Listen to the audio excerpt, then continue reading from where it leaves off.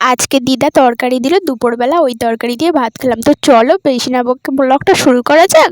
সকালবেলা ঘুম থেকে উঠে চান ধান করে রেডি হয়ে প্রথমে গেছিলাম দিদার বাড়িতে গিয়ে সব কিছু গুছিয়ে নিয়ে তারপরে গেলাম বাবার মন্দিরে। বাবার মাথায় জল ঢেলে পুজো করে চলে এসেছিলাম বাড়িতে এসে দেখি মা আমার জন্য বাবার প্রসাদ রেখেছে, আর বাড়িতে পুজো দিয়েছিল খেজুর দিয়ে, তো ওইটাও রেখে দিয়েছে, দুটো প্রসাদ একসাথে। তো আমি একটু চিড়ে মাখা খেয়েছিলাম আর খেজুর খেয়েছিলাম, বাকিটা মাকে আবার দিয়ে দিয়েছিলাম।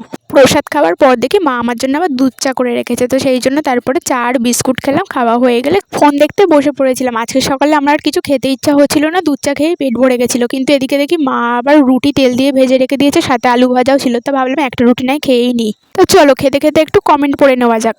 কবিতা আমার একটা ব্লগের কমেন্টে লিখেছে, খুব ভালো। তো থ্যাংক ইউ সো মাচ কবিতা, আমার ব্লগ দেখার জন্য, এত সুন্দর একটা কমেন্ট করার জন্য।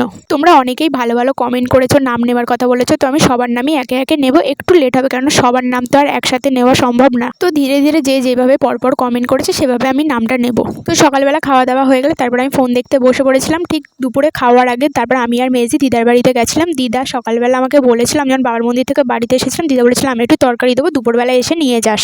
আমার মা তো ভালো করেই জানে দিদা তরকারি দেবে বলেছে মানে দিদা নিজের জন্য কম রাখবে আর বেশিটা আমাদেরকেই দিয়ে দেবে। সেই জন্য আজকে দুপুরে মা তরকারি রান্না করেনি, শুধু ভাত করেছিল। তো দিদা আজকে বেগুন আলু মাছ দিয়ে তরকারি করেছে। তরকারিটা খেতে এমনি ভালো হয়েছিল, কিন্তু আমার একটু ঝাল লাগছিল। তো এমনি আমার দিদা তরকারিতে অত ঝাল দেয় না, হয়তো আজকে এমনি কীভাবে পড়ে গেছিলো। তো যাই হোক দুপুরবেলা খাওয়া দাওয়া হয়ে গেলে তারপরে মেজদি বসে পড়েছিল টিভি দেখতে, আর আমি আবার আমাদের পাড়ার খারাপ কজলাটা ওখানে গিয়ে বসে বসে ফোন দেখছিলাম। তো বিকালে পড়াতে যাওয়ার টাইম হয়ে গেলে বেরিয়ে পড়েছিলাম বিকালে পড়াতে যাওয়ার জন্য। আর পড়াতে যেতে যেতে আমার স্টুডেন্টের দাদার সাথে দেখা হয়ে গেছিলো। তো দাদা বললো যে আজকে গুড্ডু আবার বাড়িতে নেই, সেই জন্য আমি আবার ওখান থেকে হাফ রাস্তা দিয়ে চলে এসেছিলাম বাড়িতে আসার পরে আমি আর আমার মেজদি দুজনে মিলে পাড়ার রাস্তায় একটু ঘুরছিলাম। ঘুরতে ঘুরতে দেখি আমার মেজদির আর পড়ানোর টাইম হয়ে গেছিলো, ওর স্টুডেন্ট পড়তে চলে এসেছিলো, সেই জন্য ও পড়াতে বসে পড়েছিল। আমি আবার একটু গেছিলাম মাঠের দিকে।